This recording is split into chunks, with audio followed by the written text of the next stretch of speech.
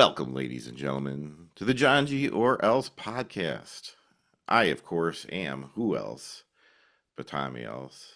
And joining me, as always, the unavoidable, like a fart in an elevator, from Skokie, Illinois, is the man on the beat, from johngsbeat.com, Mr. John Robleski. Notice I'm wearing the John G. or Else podcast T-shirt because we have a special guest coming up. We do, and I will say I dropped the ball on the t-shirt today. I was kind of running around getting everything ready, and I thought of everything other than my wardrobe. Priorities. And then it wasn't until I saw John doing his job for once and wearing his shirt. So I mean, Sure. I take this one that's on me. But yeah, we do have a special guest, and I am very, very excited about it because I haven't gotten to talk to her in years, man. But Same. our guest today is a not only a wrestling legend, not only a hardcore legend, but a death match legend as well. Uh, Her name's Mickie Knuckles, and I had the pleasure of sharing a locker room with her on for several years in Resistance Pro Wrestling in Chicago. John, you also got to know her through that as well, and then we've kept up since. And Mickey's got a book out. Awesome, huh? I mean, that's if of all the people I've met over the years in wrestling, she would be in the top of the list, of people that I would like to hear her story, and she did it, and it's out. It's called "The Most Dangerous Woman in Wrestling: The Mickie Knuckles Story," and so we're It's very, climbing the charts. This was like number one in some sports category on Amazon already, like within a day of when it was released. yeah, yeah, and yeah, it's doing well, and I'm not surprised, and I really do hope that more people will be able to check it out. It's a very unique story about a very unique and special person. Yeah. There's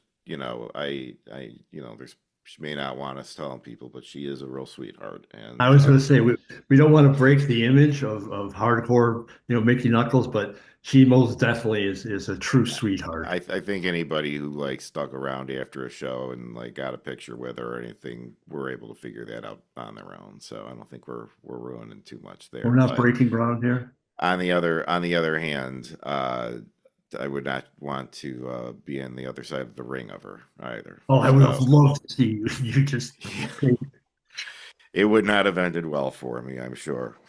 So without further ado, she's with us today. We're gonna get to talk to her. I'm very, very excited, ladies and gentlemen. Mickie Knuckles.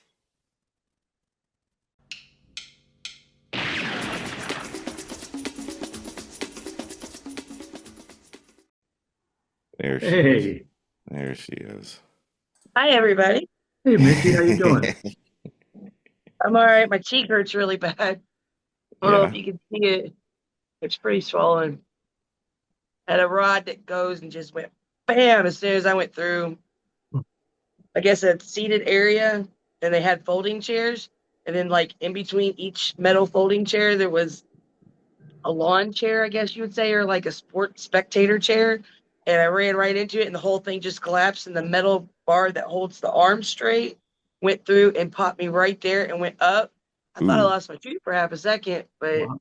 Oh, I cracked my cheekbone. really? Good times. Wow. added to the list of injuries. Why not?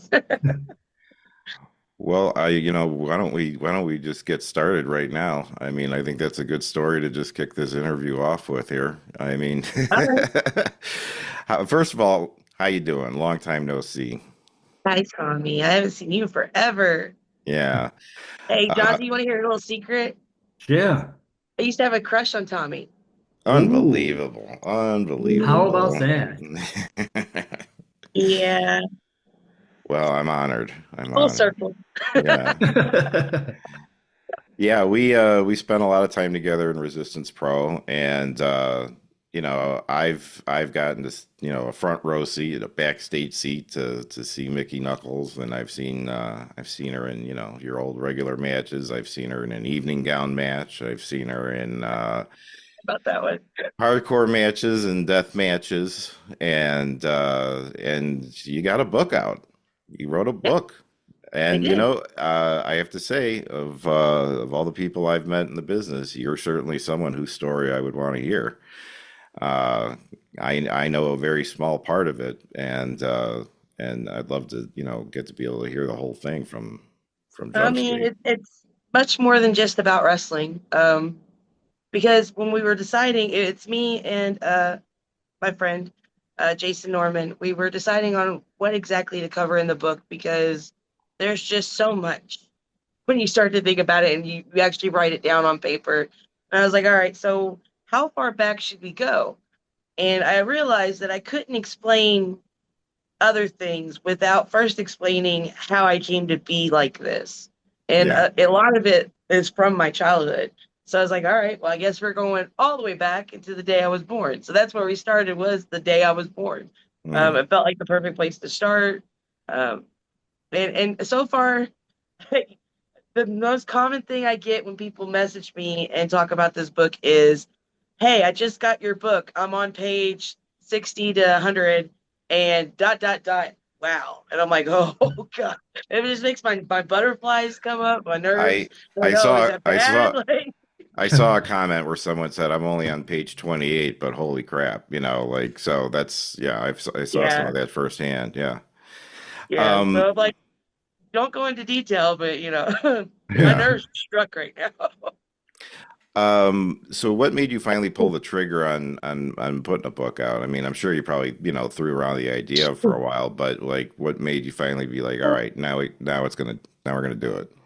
I never thought anybody would be interested in anything about me. I think it's through one of the podcasts I met the other author. He's an English teacher in Virginia.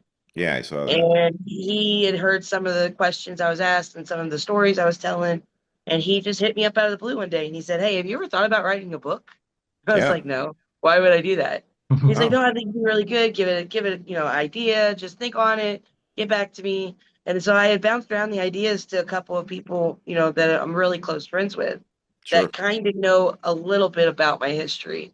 And they're like, we that's something we would really like to know too is your story. They're like, because when you tell us a story, taken out of context by itself, it's something that you have to really try to wrap your head around. But when I tell the story in connection with every other aspect of my life, you really get a sense of like what led me down that road. I haven't had the easiest life. um, Yeah. I did I did realize that writing this story, I had a lot of anxiety attacks. A lot of times when we would do meetings to talk about things, questions. It's tough when I, you I had put been it's tough when you put a mirror up to yourself like that sometimes, and you really have to take that concentrated look at, who you are and realize it's like as you start telling the story, you start realizing, oh yeah, well that makes sense, like yeah, why because I've written some, personal memoirs that I haven't put out or anything like that, but I've gone through that experience and it's like you really start looking at things a little it's differently cathartic. and yeah, it is. It is. Yeah. It's very cathartic.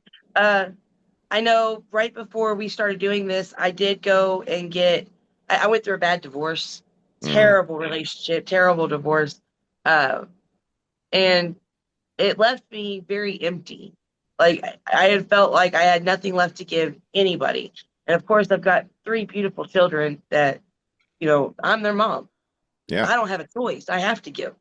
So I went in and I sought out a therapist, probably for the third time in my life, but this one was different. They went ahead and did a full diagnostic, whatever evaluation. And come to find out, I have something called CPTSD, which I didn't know. I knew about PTSD, Hmm. but CPTSD is just basically multiple instances where PTSD, like that's where you get, it's called Yeah. complex PTSD. And, it really made me step back and think about how many different misfits are in wrestling, just wrestling Oh. alone. Oh yeah. I And mean, and how many of us have histories and things in our past that have created some type of insecurity or hmm some type of stigma around our own mental health that we feel so inadequate. And I was like, it's not really fair because I know I can't be the only one. Well, And going to the therapist and stuff, they tell you you're not the only one. But right. it's different when you read stories and they go into those details where you have your own memories of things along similar lines in the same, ballpark there. And then you realize, oh shit, it's okay that I don't feel okay. It's okay that my life hasn't been perfect. It's okay. What's not okay is giving up. And so that's really what made me want to pull the trigger was between that, my kids are becoming teenagers now. So, that's the whole what is life? What am I supposed to do? Mhm. Moment. And I try to give them guidance. I try to talk to them because, they're gonna grow up into hopefully healthy adults. That's what I'm aiming for here, something totally opposite me. And it's I can only imagine how hard it is with a mom that's a deathmatch wrestler. So, I'm very open and communicative with my kids, and then when telling them they're not allowed to read this book, by the way, until they're 16. They had to make me a promise. I was like, look, there's things in there I don't want Yeah. to answer the questions for before 16. Yeah. So that's fine. But that's what really made me want to pull that trigger is because it's not just about me. And as I have anxiety right now. Like every time I get a message about it, my stomach flips and I feel like I'm gonna throw up and I get headaches and nauseous and dizzy. And I'm like, oh no, people are gonna judge, people are gonna know Well, because we're told as kids it to takes a keep lot it to throw quiet. it takes a lot to throw yourself out there like that though, Yeah. expose yourself like that. I mean, Yeah. I understand. And to your point about, the various misfits in wrestling, you know how it is wrestling, for all the drama that there is, there's a lot of All the family. carnies in the business. Yes, There's we a lot know. of there's a lot of family there though too. Yeah. You do find your people A in bunch of that, people. and you learn that like everybody is dealing with their own thing, and I think in a lot of ways it's what compels them to feel like they've got something to prove, and this kind of helps get that out of their system, and I think it's been the so. story of my life is something to prove. Right. I mean, So I feel that. and you've gone to all lengths possible to do it too. I mean, I I can't think of I tried anything to I think. haven't seen you do. So, Well, I was like, if I'm gonna do something, I might as well do the most extreme of that something that I'm gonna do. Because then why not just go full out heavy metal, balls to the wall, let it mm, just all be there. And with death matches, I'm allowed to do that. I mean, I love wrestling in general. I grew up yeah. watching, U.S. the U.S. territories. I lived in Louisville. I would go to the Louisville Gardens. OVW had a school there that started shortly after I was born. Uh, so I would go and watch their independent shows. Louisville Gardens, you'd see Miss Texas and Downtown Bruno and Jerry the King Lawler and Tracy Smothers and like all the PG-13. I was a huge wrestling fan growing up. It allowed me to escape my reality. That was the Yeah. one thing that I was allowed to do. And so I always wanted to wrestle, but going to I did, I always, sometimes I don't know when to stop, I guess. I always do the most extreme of what I'm going to do because I feel like if I do that and succeed, then is there really any question that anybody can do it? It's just, I don't know. But I've Mickey, always been that way. you said, part of your background is that you feel inadequate to some degree. How are you able to then, get past that to go in the ring and perform in front of hundreds of people? Um, it's a different person. It sounds so psycho to say it out loud, but we have different parts of ourselves that we allow people to see. The person that I am at home is not the same person that I am at a wrestling show. At a wrestling show, I'm I'm glad in to my hear it, job. by the way. I'm glad to hear that, by the way. Hey, don't get me wrong. There are certain parts of that person that is highly, highly Sure. magnified just Sure. to an entertainment value. But I don't throw myself through the front window or get mad. Yeah. Because I don't get me wrong, I do have road rage Yeah. sometimes, but that's only when it gets to be too dang, like when they just don't know how to merge and they're Yeah. holding up traffic and there's nothing going on. People are stopping, rubbernecking. Cops got somebody pulled over for speeding. People are just doing 10 miles an hour, causing it. Like that kind of thing just drives me through the roof. Yeah. But Well, it's that's not like I'm all gonna of us. get out and pull them out of their car and start beating their ass on the highway in their Yeah. language. So, so the person that I am in the ring is a totally different person. And, like I said, I came back after I went through a real bad divorce. I had gotten to my heaviest, which was almost 300 pounds, Yeah. because of the depression, the anxiety, the fact that I was made to leave wrestling because somebody else felt inferior in the same sport that I was in. Mm. Um, anyways, but now I'm 200 pounds. I feel fine. Everybody, I Good for still get you. comments about my weight, and I thank you. I like my body. I Yeah. like the way I am. I'm comfortable. I don't wake up hurting every day, which you would think I would. I That's would. I amazing. do. Yeah. I Yeah. have injuries, and I heal, and I move on, and I'm living my best life doing this. And so the character you see is like that repressed character that I had to Mm. live with for 8 years. That the one inside of my head saying, you should do this. It's totally opposite of what's going on now. And then, you've got that abuse pattern of, no, just don't make a sound. And, if I don't make noise, don't make a sound, then the bad attention won't be drawn on me and I won't cause any issues. It's totally opposite. Yeah. So that's kind of what this character is now. I've always been a little crazy, Tommy. You knew this. Yeah. Come on. Yeah. But It's I always mean, been a fun like, time with that. but In the a good Mickey, way. oh yeah, no, I mean, But I'm different in the locker room than I am in the ring too. oh, Um, absolutely. And I was just gonna say, I mean, like, I talked to you during the day and everything, but I mean, the second you walk through the curtain, I mean, it's just like a light switch goes off and you just yep. become Mickey Knuckles, and And it's a lot to do with my entrance music too. It gets you in that moment, sure, gets you in yeah, that and that's what mood. it's I feel supposed to like, do. It's supposed to yeah. do that for you. I Mickey, used to watch Tracy dance into his entrance music before he goes out, so now I dance to mine, and it really does help. And I'm like, oh, okay. Yeah. It Can't help loosens but you, it dance with loosens Neil you when he up. goes out. Yeah. Mickey, I've done like 1,500. I've never said that. I don't think I've said this to you before. I've done 1,500 interviews, and you're one of the few people before the interview where I was a little bit nervous about doing it. Yeah, you had the reputation as this hardcore, beat 'em up, and you could not have been. I hope I'm not destroying the legend. You could not have been nicer through any of those Oh, interviews. Interviewing you was always a blast. thank you. No, I tried. Look, I live my everyday normal life of live and let live.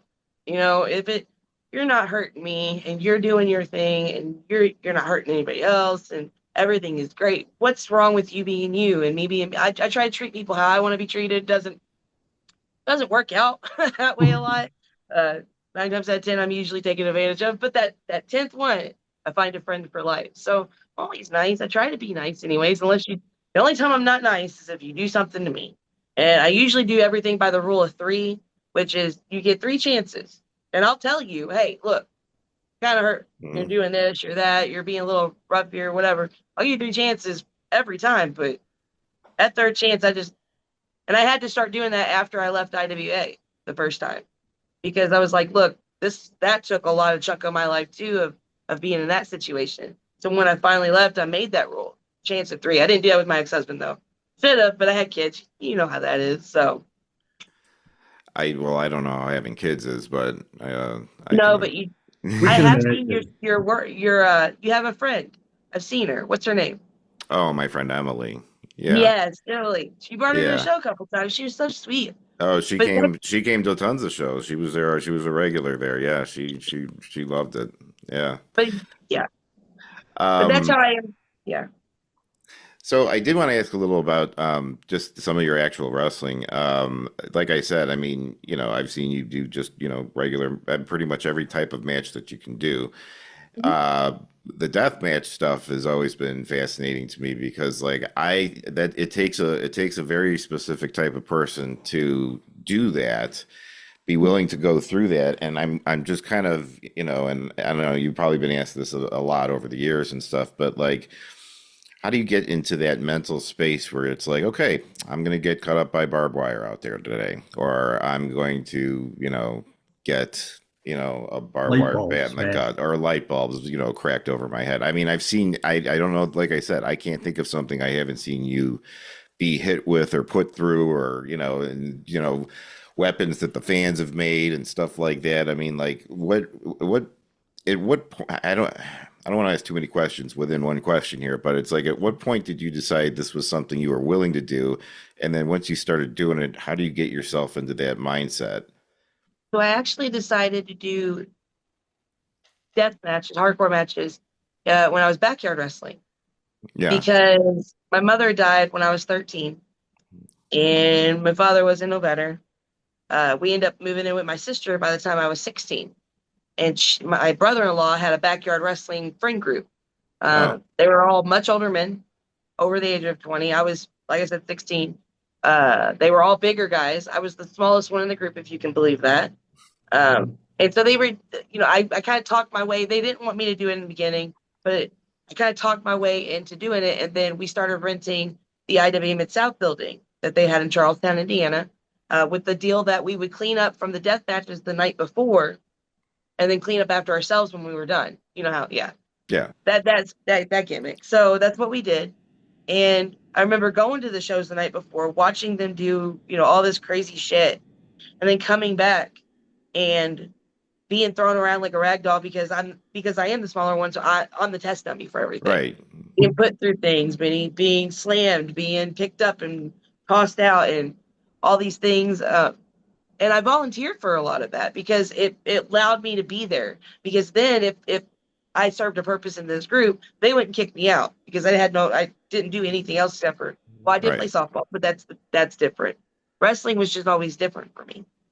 And so I took the ceiling tiles. You know how heavy and thick those ceiling tiles are. Yeah, I would yeah, take those to the head.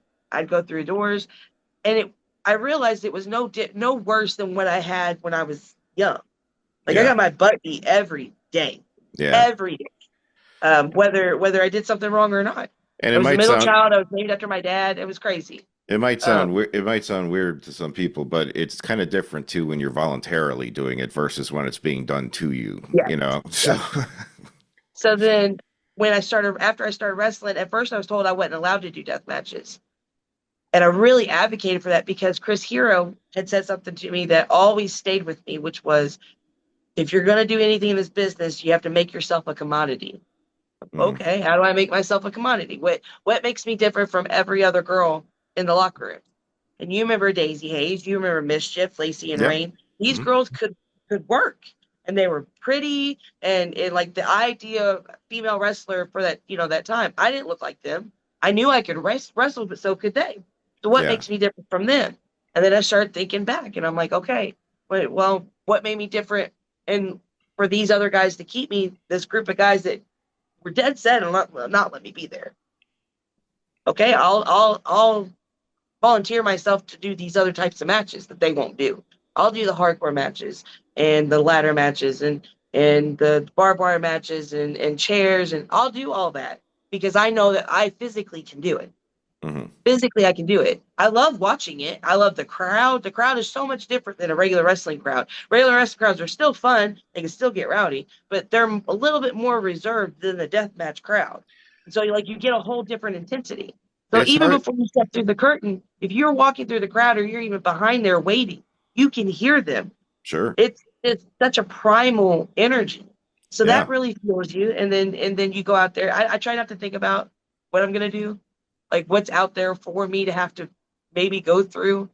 Um, Kind of like that whole ignorance is bliss type moment. Yeah. Like, oh, there's a barbed wire out there. Okay, well, I landed it. Just not gonna pay attention, I guess. But Has there ever been anything that you went out there and you did and immediately you were like, that was a bad idea? um, there was a chair or a ladder spot.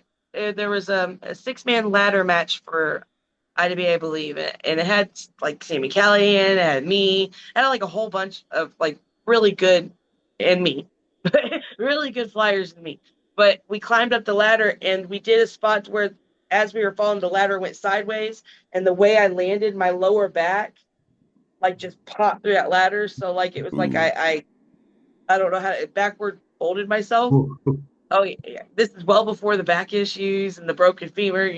So that was like the first one that had a big black mark, and I couldn't really stand upright or bend over. And I was like, yeah, I don't really like climbing ladders no more. Anytime I go high, I get hurt, and then I break my femur. And I was like, never again. But I still do it. If I see a scaffold, I kind of feel indebted to people. I'm like, God's there.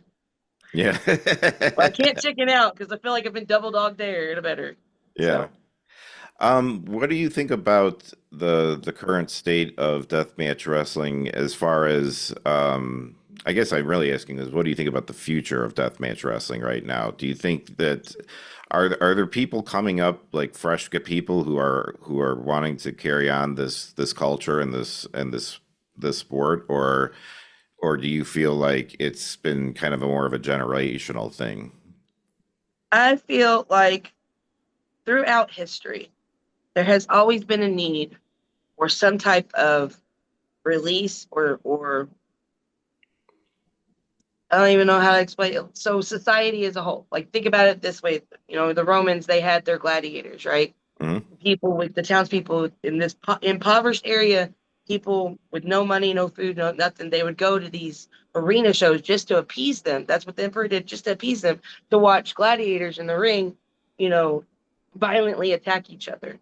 Yeah. And since like our society's always seen instances of these, so death matches is almost like the new age gladiator fights, in my opinion. Mhm. Um, and it all started, I mean, if you think about it, it all started with traditional wrestling too. People would show up to see two guys go at it, see who could keep the other one down and what was going to happen. It just evolved from that. I feel like now there are several young people that I'm kind of keeping my eye on that have potential, Hmm. that understand, death matches is about the story still. Like Yeah. wrestling is the pure existence is about the story. What you're implicating to the crowd, what you're allowing them to feel with you, how they're gonna forget about their lives for the 15 minutes that you're in the ring, distracting them, making them happier for those moments, creating those memories. Um, and death matches are just the more extreme version of that. But there's a lot of guys that understand that there's a story and it's not just about, oh, well, let me see who if I can hit somebody with this or that. It's there's more to it than that. Right. And then you're always gonna. It's just like with wrestling. You're always gonna have those ones. You're like, guys, you're just not getting it. You think you are, but you're not. Um, I have faith because there seems to be more of the guys that get it. The guys and girls, I should say, that get it. Yeah. I haven't seen I don't think I've seen the next big thing yet because I feel like everybody's trying so hard right now. So Right. everybody is along the same line, whether it's a little divot or not. I haven't seen anybody push through and pull ahead of the crowd. So Yeah. that's what I'm waiting for. I mean, and to answer that question, I'd have to see that because Yeah. right now, yeah, I think it'd be okay, and I think it'll carry on. I don't know if it would become bigger than what it is. Sure. But yeah, I'm just curious about just it just not fizzling out with a certain generation or anything like that, No, you I know. I think it'll always be a need for it. And I think that there's always going to be hills and valleys with everything, in anything that you do. So, it's like even if it dips down for a while, once it's gone for a little while or it's just not around as much as it was, then people start getting hungry for it again, and then it comes back bigger than it was before. So, um, if there was anyone out there who was like, thinking about this, getting into like deathmatch wrestling or anything like that, what would your advice be? I already see it on your face, but let's I hear it. always tell them no, don't. Don't do it. Like So that run, that just doesn't save bode well yourself. for the future of deathmatch wrestling when Mickie Knuckles says don't do it. But if you're not gonna listen to me, then you're the right person to do it. Well, So that's a good point. That's a that good is. point.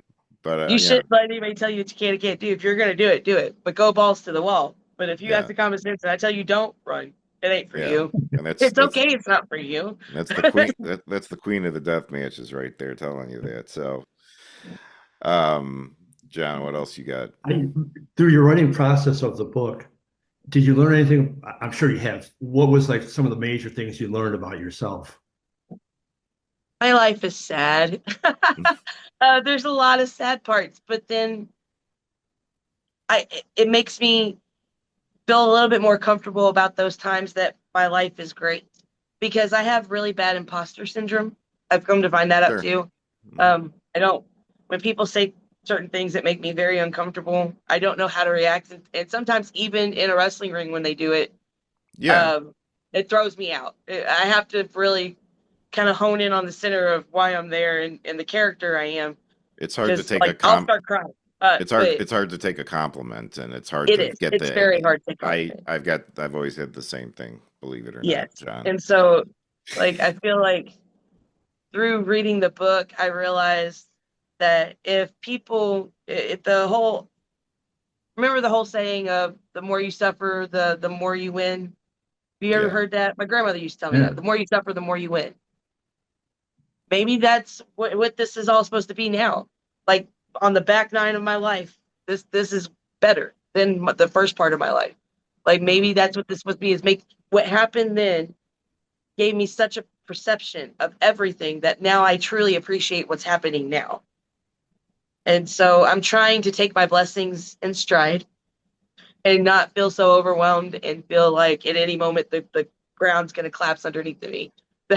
I have a really bad problem with that too. And this book has really helped me like identify that. It's like, dude, and my daughter told me the best. She's like, Mom, because I'd have these anxiety attacks and I have to take a moment and collect myself and stuff before, I have to go back to cooking dinner and getting their stuff ready for school. And she was like, Mom, if there is that much bad stuff through your life and you're here now, you're awesome. Yeah, you made it. Yeah. And I was like, yeah, you're right, buddy. She's like, because you're a survivor. And I was like, you're absolutely right. Because I hate the victim mentality. Like the victim mentality to me feels like I'm blaming everybody. I don't want to be a victim. I hate the thought of me being a victim. I try to be strong in every other aspect of my life. And I was like, you're right. A survivor is strong. Sometimes even stronger than the person they survived because they had to go through that obstacle. And you go through multiple obstacles, how strong can you actually be? And I was like, yeah. And she's like, and then that makes me strong because I'm part of you. And I was like, yep, there you go, kid. Like my kids are so much smarter than I'll ever be. I don't know how I had such amazing kids, but I'm lucky there too. It's their perspective that's just it's a lot purer and less jaded than ours. They can see things more clearly than we can. We Maybe not cloud. so much now because she's getting 12 Well, now. but yeah, Fun years. Oh you're yeah, there's just getting sometimes I had to take a started. step back and be like, girl, you hurt my feelings. Yeah. Like you better calm down with yourself. I have a lot of patience. Well, But holy crap. you kind of answered the question, my next question, kind of in the last bit you were saying. But looking at the book and reliving everything, are you able to look at things now and go like, yeah, I did a lot of really cool stuff. I've really accomplished a lot. Um, I think I've made headway. I think I've contributed. I don't know about a lot yet, but it gives me hope because I have so many more plans for the future. Like I I have, was just I don't mean to interrupt, but I was just gonna ask, like, what else is there left that you feel like you haven't done? I mean, like, well, like I said, I can't think of what else you could do at this I'm going point. international, so that's pretty Yeah. cool. Yeah, I'm going to the UK in October. Oh, well, congratulations. That's Yeah, awesome. and I've got 4 deathmatch tournaments coming up. So if I could do this, listen, right now I'm tied at number 1. I'm tied with 2 other men, Matt Tremont and John Wayne Murdoch. I am tied for the most deathmatch tournament wins. Okay, I feel like if I can take one of these 4, and there's a couple of them that are international, a few of Hmm. them actually that are international. And if I can win any one of these things and push ahead of the crowd and become the first one to number 11, Wow. That's a big I deal. think that right Yeah. there, that's definitely like one of those mile markers that I have set for myself. I'm like, look, I need to try to accomplish this. I need to do this. I don't care what deathmatch tournament it is. I don't care where it's at. If I am available, I want to be in it. I have to accomplish this before I'm done. Because if I don't, then I feel like I've kind of, I don't know, it's like training for that race for years, and then you finally get to be a part of that race and you come up shy of getting first place. It's Yeah. like, you got stuck in still. Well, I feel the need. This is what drives me to do this. I Because if mean, I can do this, then I can truly show like my kids, any other person in the world, it doesn't matter what they say you can and can't do. yeah. As long as you think you can do it, you go ahead and do it. Don't let nobody tell you no different. And yeah, that but that's my next marker. If international win makes the number 11, that'd be cool. Back to back TOD wins make number Mhm. 11. That would be just chef's kiss. I mean, that would just be Well, I That have one the right there, I'm really excited and nervous. Have you seen the field for TOD this year? no, I have Have not. not. No, Go look at I the field. Go look at the field. I'm not even gonna ruin it for you because I want you to experience that yourself. Go all look at But the right. field. we are When you further look to at Mickey. all these people, all these OG goats in this tournament, Yeah. and who's like right now hot, I got my work cut out for me. That's for damn sure. Well, I have the utmost faith and confidence. I have no problem putting my money on Mickie Knuckles any day I'm of the in. week for, I'm for a gonna try. deathmatch tournament. I mean, God's sakes. Um, well, we'll put up the QR code for the book on here so people can get at it and everything. But for those listening though, tell everybody where they could find it. Yeah, please. Amazon. It's on Amazon. And it's You called just throw a search for it, most it's called dangerous woman in the world. yeah, Wrestling's Most Dangerous Woman, the Mickie Knuckles Story. Yeah. Um, And it's selling like hotcakes from what I've seen. It was number one Number the one, first day on Extreme Sports Books, and then the second day became number one on paperback sports books. number So one, all sorts baby. of. So I'm so scared. I I'm see people very getting. A lot of I'm people are ex asking why we picked that picture because that depicts my whole life. My whole life's not pretty. I'm yeah. sorry. There's sometimes I'm beating, bruising. Like right now, my cheeks huge. I find myself pretty on a normal day, but during a death match, I'm not there to be pretty. And so everybody's like, "Oh, that picture's that it wasn't meant to be pretty." That's the picture we put because that's what this whole story is. It's a big, ugly story with kind of a happy ending. So Well, I before we sign off, I did want to take a moment to say that I we haven't seen each other in a very long time, but in the time that I mean, we had several years sharing locker rooms together and doing all sorts of stuff outside of wrestling and stuff for legal, yeah, legal. yeah. Everybody always implicates illegal around me. I just have Yeah, to put no, that no, out there. no, Disclaimer. no. Somebody needs to put a bar down here at the bottom. Yeah. But Legal. the way I kind of came into the business and I was perceived by some people wasn't always taken very well. And uh you're somebody who I never felt judged by. I always felt welcome and comfortable around, and I was always happy to see when you were at a show. And I just wanted to say, when I had the opportunity to say thank you for that, because people like you made me love doing it and being a part of it and stuff. And I was always happy to see you and come sit on the ring Yeah. and talk and stuff. So I wanted to say thank you, and I know that it's not easy to hear that stuff. I know how it is, But we're but gonna say it But I'm anyway. happy. But I'm happy you it's said very true. it. John and I over the years, we talk about stuff like that once in a while, and it's like anytime your name comes up, it's nothing but superlatives. I mean, we all love you, and you're always going to be one of my favorites, and I really really have appreciated your friendship, and I miss seeing you. So. I miss seeing you too, Tommy. We got to get together next time I'm up that way. Please do. Yeah, hit me up. We'll go out. We'll grab some dinner somewhere. All right. Yep. All right. Awesome. I'm Thank you gonna guys I'm so gonna much for barge in having on me. that dinner too then. Yeah, I Yeah, of guess. course. I Well, guess. because I know Tommy won't invite me. I know you will, Mickey, but Tommy, not No, sure. I won't. I won't. Tommy, don't be No. mean. Don't be mean. I was trying to keep her to myself, but He'll whatever. forget. Yeah. Forget. Uh-huh. All right, Well, Mickey. thank you all for having me. Thank you so much for coming on. Congratulations on the book, and we will get the word out on it. And please take care of yourself, and hope to see you soon. And win that Bye. tournament. We Yeah, want you to move up. Win that tournament. Win that tournament. Win the I'm tournament. gonna win or try. Not trying. No, I can't say that. Can't say that. We're Just trying not to win die. it. I know you'll do it. All right. All right. Take care. Thank you, Mickey. Thank you. Bye. Bye.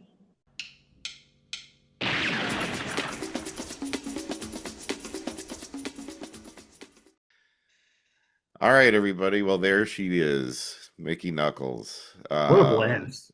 Yeah, man. I missed her. I'm so glad that we got to talk to her, and I am excited that she's got something on the horizon here. She could be breaking a record here. Yeah. And because it's like I said, I mean, I just feel like I can't imagine what else she could possibly do. And so, like, what goals do you have left? But she's got them, and good for her. I did want to ask, like, how long she thought she would keep doing this, and I think the answer probably is that she'll probably do it as long as her body will let her.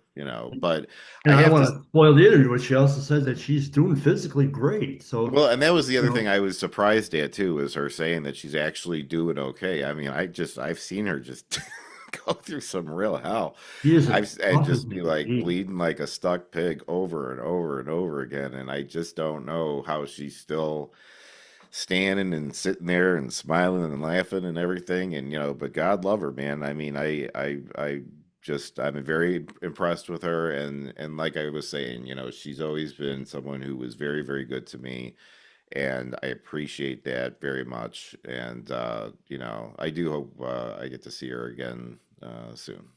He's got to be one of the most mentally and physically tough people that I've ever met. Oh, yeah, by far and Um, away. and throw in nice too, but yeah. Yeah, no, It's really cool doing these interviews. Like, um, when was the last time we saw Mickey? 10 years ago, maybe, something like that. yeah, at least, yeah. And to catch up with her and it felt so warm. And I know you Well, it's feel like the we same like we way. just saw each other yesterday, right? Yeah. Exactly. I mean, like we got online and we just started going, It and was I was just good to just see her. yeah, it really was. So, again, do check out the book. It's available on Amazon. We I believe have Title, the title is "The Most Dangerous Woman in Wrestling: The Mickie Knuckles Story," and I do not argue or contend against the title of the book. She is nor do I. I don't personally know any more dangerous woman uh, in the ring than her in a good way. So She's got the victories to prove that. So yeah, I've seen it. So everybody, thank you for tuning in and hanging out with us. And as always, as always, I of course have been who else but Tommy else. And with me is the man on the beat from JohnG'sBeat.com, Mr. What's your name? Well, it's John. John. Can I call you John? yeah, John. yeah. With John. Thank you. Tom, Goodbye. buy the book.